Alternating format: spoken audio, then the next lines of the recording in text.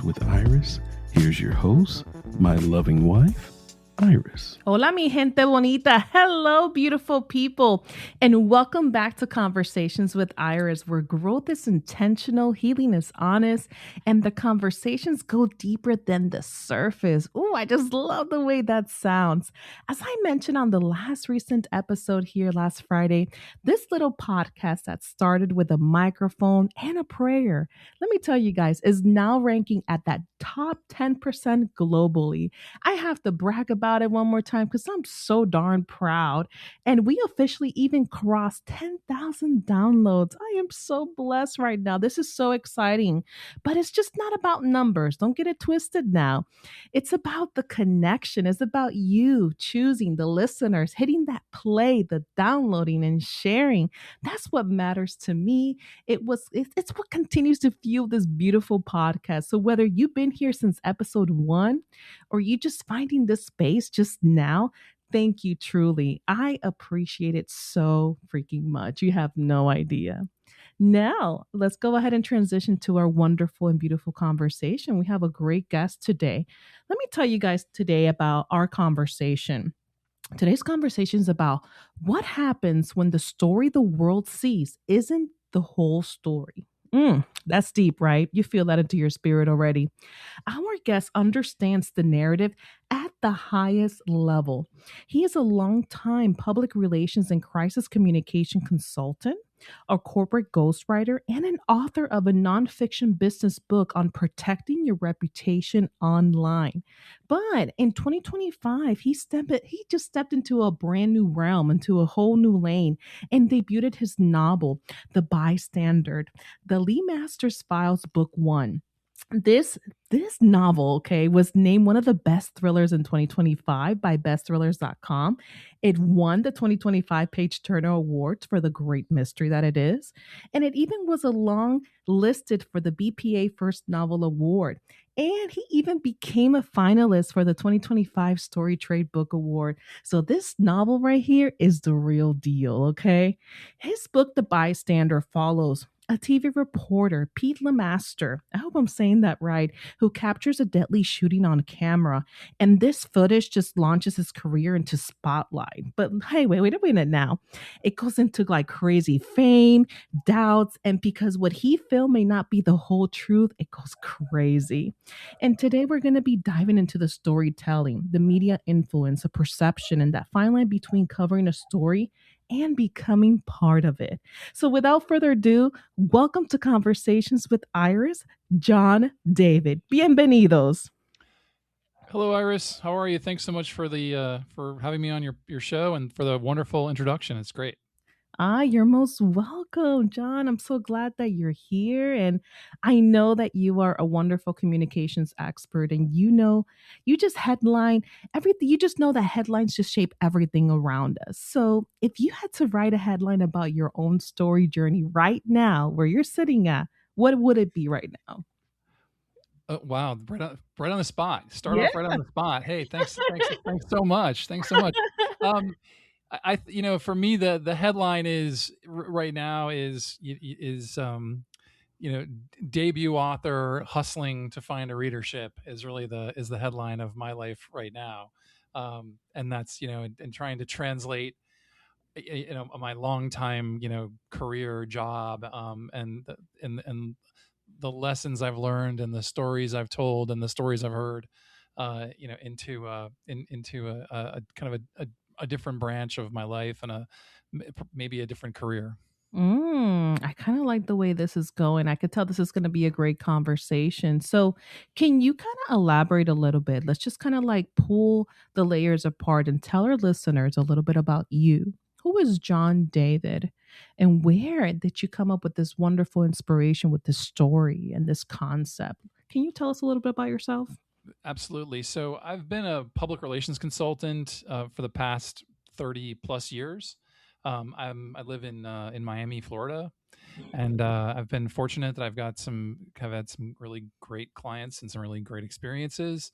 And I've always been a writer. I went to journalism school, and I write for my clients. I've written lots of corporate communications, lots of news Nice. releases, lots of speeches, lots of articles, things like that. And back in 2016, I published a business book about online reputation issues, which was kind of generated from a lot of blogging I was doing at the time. So I've always been a writer. And then back um, when my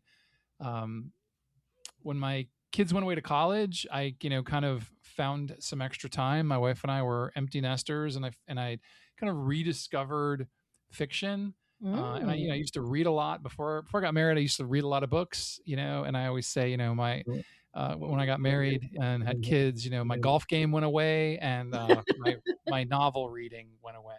Mm. And so I kind of rediscovered fiction and mysteries and thrillers, and then back in now going on almost 4 years ago, I had there was an incident that happened in the news. It was that really kind of inspired me, and I kind of took that idea and thought, maybe this could be the backdrop for a novel, and I'm just kind of crazy enough to try to write it. I love this. So, from an empty nester, you basically came up with this concept. You saw news. That is just phenomenal. I love how this came up. I mean, you built a career, just not you've always been a writer, but helping others just manage their narrative. It seems like as well. But writing fiction is a little different, right? I always tell people I feel like it's a little bit vulnerable and it could be imaginative and it could be anything you want. It's risque, you know. But what made you decide it's time to tell my own story, even if it's through the fictional lens? That's like a big step there with fictional. It's a really good question. I think a lot of people, and a lot of people I've talked to over the since I started working on this, a lot of people think, oh yeah, maybe I have a novel in me, I was kind of in that category. I'd thought about it a few times over during over my lifetime, I guess.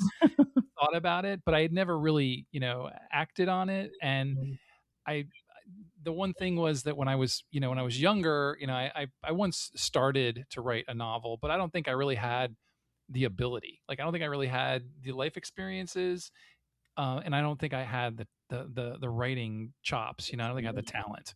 But then 30 years later, basically, I've got I've been working all this time and been a professional communicator and been a PR consultant and dealt with crisis communications and all kinds Yeah. of things. And I've seen a lot. I've represented some really interesting companies. I've gone through some really interesting times, and so I've seen a lot more. And that really shaped my my worldview, and I really felt a lot more confident in my ability to tell a story. And so that's really what drove me to write this book. I kind of came across this incident, which I can explain to you if you want. and Yeah. then Tell me. and I want to then know what incident that was. Was it so famous okay, out so there? back in 20 in 2023, so there was a couple of things happened. The first one was kind of an innocuous thing. So it was the summer of 2023. I was having people over at my house. I was in my kitchen talking to my brother and my brother-in-law, and they're both veterans. And Mm, we were talking about gun okay. rights and gun laws. And, if you have brothers or brothers-in-law, you realize that, those dynamics are always really interesting, because they're both older than me. And so essentially this conversation was them telling me how wrong I was and how my opinion was wrong, right? There's, I didn't know Mm, I had no idea what I was talking about, right? And so, which is typical, right? Which is typical for me with my brothers and my brother, both my brothers and my brother-in-law. And so, I learned a lot about kind of gun laws and the gun show loophole and gun rights and just sort of that whole world a little bit there. And then something really interesting happened shortly after that. A guy went into a mall in Indiana with an assault rifle, and he started shooting, and he killed 3 people. Jesus. Mm, And it's a tragic tale. But there was a young guy at the mall having lunch at the food court. His name is Eli Dickin, and Eli Dickin was carrying his handgun, and he's an expert marksman. And he took out his gun and he killed the active shooter. Oh, wow. And it was an amazing thing. Eli Dickin is a hero. He saved lives that day, probably starting with his own and many others. And but it got me to thinking, it's like, yes, there's a part of the world that thinks this is the way, this, and like, listen, it's an amazing thing that it happened that way. But the next thing that popped into my head was, is this the way it's supposed to be? I mean, are we supposed to be armed when we go to the mall to buy sneakers, right? Wow. Um, Yeah. and Yeah. so it's so to me, between sort of all the stuff I learned about gun laws and the gun culture and all the different sides of the story and this incident, it kind of struck me, and I thought, this could be the backdrop for a novel. And so Mm. that's where the idea came from. And so my novel opens, and it's right in the beginning, the first chapter. There's no spoiling here. Is essentially there's an active shooter incident that there's my protagonist is a television reporter who turns his camera around, dives for cover, films the whole thing, and there's an active shooter who is killed by an armed bystander. Wow. Mm. But all is not as it seems, Iris. All is not as it seems. And I like that because that's like what the concept of the book is. And the protagonist is Pete Lemaster. Did I say that right? Lemasters, Yep, if I'm not you did. mistaken. Yep, absolutely. Mm. That is insane how you were inspired by a true life real event tragedy, but then it helped shaped your writing concept for this novel. And also, I just wanted to go back how you had mentioned many years ago you thought that, hey, when that novel is coming, but you encompass all your experiences and it helped shape the author and this novel. And coming from a real life tragedy, that's pretty much amazing. I definitely want to, from that transition from that fiction to truth in media, one of the things that stood out to me about just when I was glancing through the bystander is that it's just not about shooting, right? We're talking about that. It's about that perception, the viral fame, and it's about how quickly the public decides what's true. And I feel like, based on your background, you worked in crisis communication for years where reputation can rise and fall overnight. So can we talk a little bit about that? Like, what do most people misunderstand about how that narrative shapes in real life? Like, in Pete, it definitely changes his perspective there, but in people's real life. Well, absolutely, and I think part of that, is part of the tale, of the book is Yeah. how, how when you see something happens, and people automatically take sides, or Yeah. they make assumptions, There's two and they stories, right? There's two yeah, stories. Mhm. there's always two sides to a coin, kind of thing. And so you have that's part of the tale is, okay, so yes, here's what it looks like, but is that exactly what it is? And do we, there's some people make assumptions because those assumptions feed a narrative that they're backing, right? And we see this, frankly, all the time, Yeah, in modern politics. and unfortunately. Yeah. and that was part of what I thought was interesting, about it. And the fact that you could, that you can use that kind of concept of, like, the media. What is the media? That sort of, the media is sort of a character, in the story. Yeah. And then, like, for Pete, looking through the book, he captures something that changes his career forever, right? It's not what it perceives, as you mentioned. But the more he digs, the more complicated the truth becomes. And I feel like that fascinates me, because as we mentioned, there's always two sides of the story. So in your opinion, what happens psychologically when someone benefits from something that might not be fully honest? I mean, we kind of like touch base on it, but what would you say that is?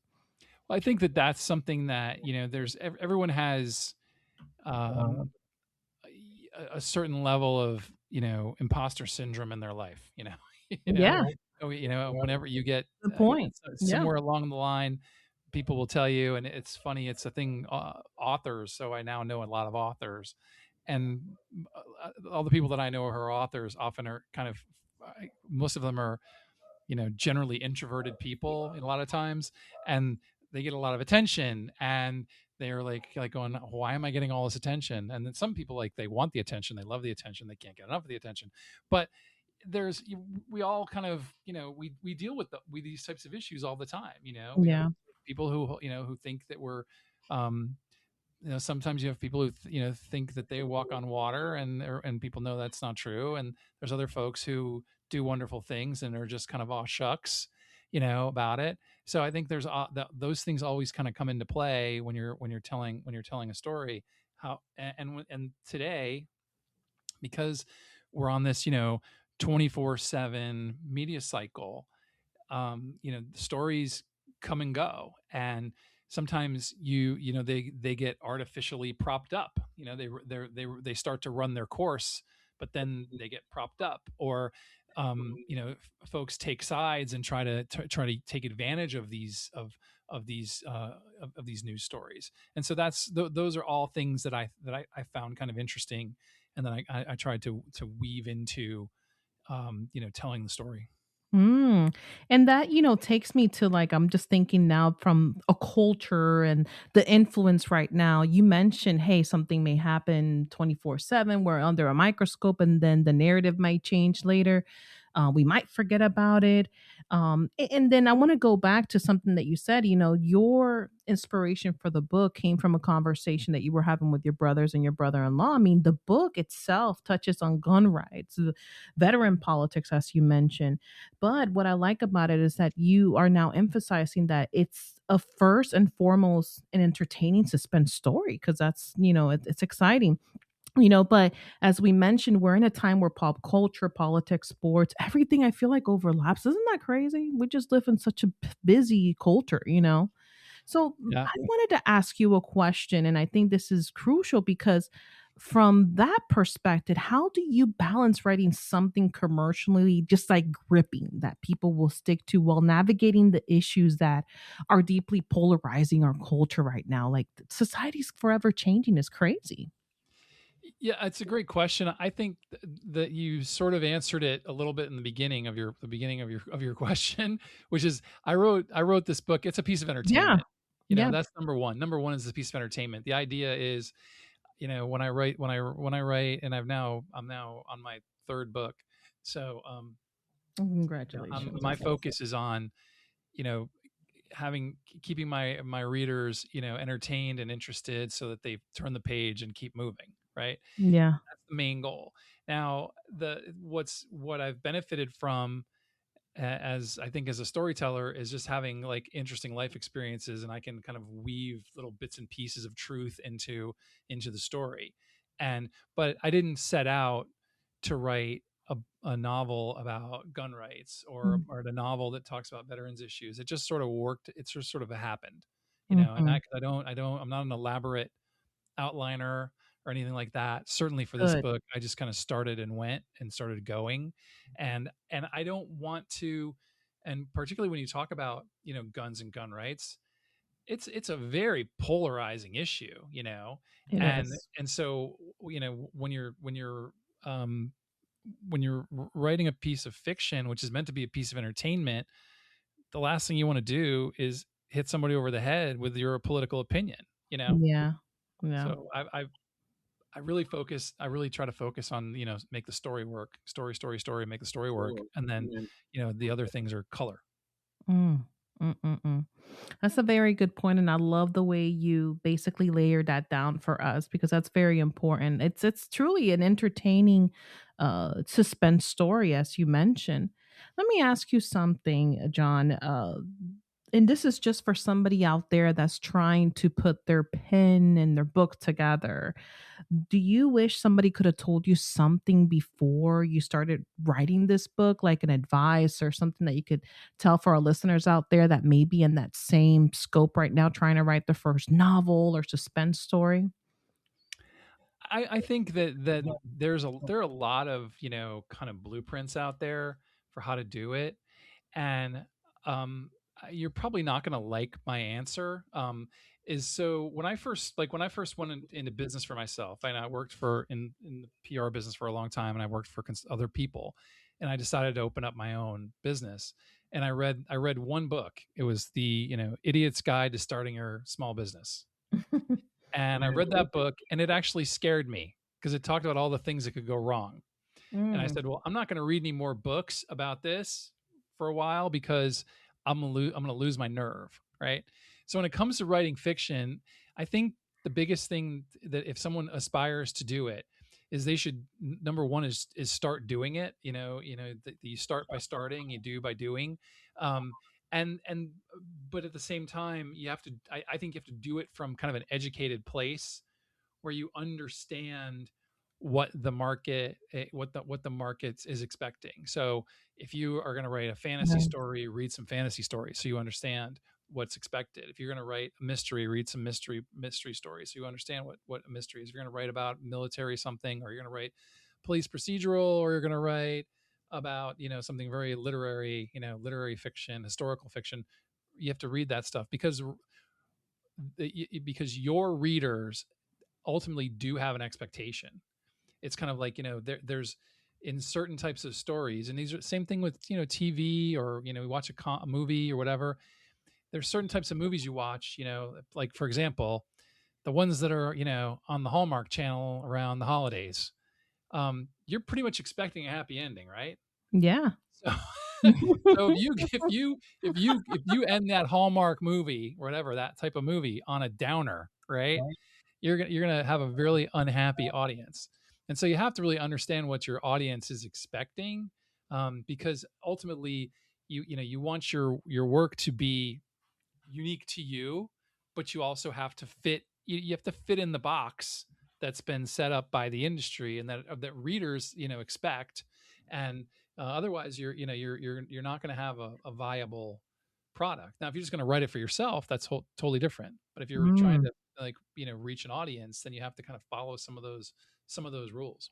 And I like that advice because and I asked that for myself because I am a lady that just has a whole bunch of stories in my head, and I just have to put them together in pen and paper one day and just go for it. I love suspense and psychological thrillers. I'm not so more of the romancy type of girl, but I love that, and I was just curious, like, what was your take on that? And I appreciate the fact that it's just very simple. You got to understand your audience, I'm not gonna lie. I wish that, when I was reading Harry Potter, it could have been a little bit more, pizzazz in there, a little bit psychological, it could, thrilling, you know. But that's just me. I'm just talking all Depends that smack. depends how old you were when you read it. I know. Well, I was actually an adult when I read it. I never had a chance to read the books. I thought I was so kiddie, but I was like, man, I wish I had a little more pizzazz there, more killing, more interesting at the end, So that's the type of the It's books not, that I kind of like. So yeah, sorry to break this to you, but that's like, yeah, it's not the genre. I know. You're in the wrong genre. I know. I'm telling you, you got to understand your audience. I'm telling you, that's some good advice there. But John, I definitely want to take the opportunity and transition to like your identity and all the things you've done. I went over those when I introduced you earlier, and I just love. I mean, you've been a top 10 guest on Podmatch leaderboard. Congratulations, and I could see why. You're so good at what you do. You've won awards. I mean, you built a respected PR career, and now you're entering the thriller space and working on your third book. I mean, that's excellent major recognition there. But when the interviews are done and when the awards are quiet, what is John David doing right now, like without the titles? Yeah, yeah, a very normal, boring person. I think. Um, I like to, I've got two grown kids and a wonderful wife, and we're still figuring out how to be empty nesters and all that. Oh, And I'm very likely to be watching, sports on TV, that sort of thing. And I've been, honestly, I sort of kind of call my writing career my side hustle, because I'm still a full time public relations consultant, and so this is my side gig. hmm. And so I try to. I'm frequently thinking about the current story that's in my head. The current, I'm working on, I'm working on the third book of the Lemaster Files. The second book is actually is has been done actually for more than almost a year now, and it comes out Okay. this May. So I'm working on the third book, And right now I'm spending a lot of my spare time trying to figure out how to get out of the second act into the third act. I love that. And you said that your second book, May of this year? May 13th of 2026. Be on the lookout for that, ladies and gentlemen. John, before we wrap, I just want to just acknowledge something. I just love this. I mean, you spend your career helping other people protect their reputations, shaping their narratives behind the scenes. But today you stepped into the spotlight as a storyteller. I feel like that takes a lot of courage. That really does. And you definitely gave us a glimpse of that. And your book, just The Bystander, just sounds amazing. And I want to thank you for pulling back the curtain on the creative process, the media, the influence, what drove you to write this novel, and the complexity, the truth of in the world that moves so fast that we talked about, and how people do judge faster than, of what happened. But before we close, can you tell our listeners where can they find you, follow your work, and of course, grab a copy of your first book, The Bystander? You have an upcoming one in May, as you mentioned, and you're working on a third one. Can you let us know where they could find you? For sure, absolutely. I appreciate the opportunity. So, yeah, my novel is called The Bystander. It's available, everywhere books are sold online primarily. So, Amazon, Barnes and Noble. You can order it from your local bookshop. You can order it from a Barnes and Noble store. They are probably not going to have a copy of it on the shelf, but they can order it for you. You can also go to bookshop.org, which I'm a big proponent of. And if you're not familiar with that, bookshop.org has you can order a copy of a book, and they ask you to designate your local bookstore, and then a portion of the sale goes to your local bookstore. So if you really want to help local booksellers, that's one way to do it when you're shopping online.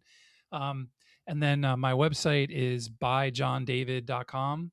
And it's a Substack, so there's a newsletter associated with it. But that also, you don't have to subscribe to the newsletter. You can always just go look at it. It has information about my books. It has links to reviews. It has shows events and places where I'm going to be speaking and signing books, and news and reviews and all that stuff. Oh, John, and I just have to piggyback and add on here. I loved your site. I just love the newsletter, the colorfulness of it. I know that's weird, but I'm all about colors, and I love what you're doing out there. I love your newsletter, everything. We Thank you. definitely look forward to seeing what you have in store coming up. That's so exciting. I appreciate that. That's great. Thanks so much for the opportunity and for the kind words. It's great. Of course, of course. Audience members, mi gente bonita, not every headline tells the whole story. Not every viral moment is full of truth. I don't know, I feel like I learned that here in this conversation, but sometimes it's about real power and asking better questions. If today's episode made you think, pause, or look at a narrative a little bit differently, I just want to thank you for listening and for downloading and sharing. And as well, I definitely want to take the opportunity to send some love to our brother podcast, the Short Desk Podcast. Thank you all for this wonderful conversation. Again, John, thank you so much for having us today. This has been amazing. Con mucho amor, this has been Conversations with Iris. Thank you all.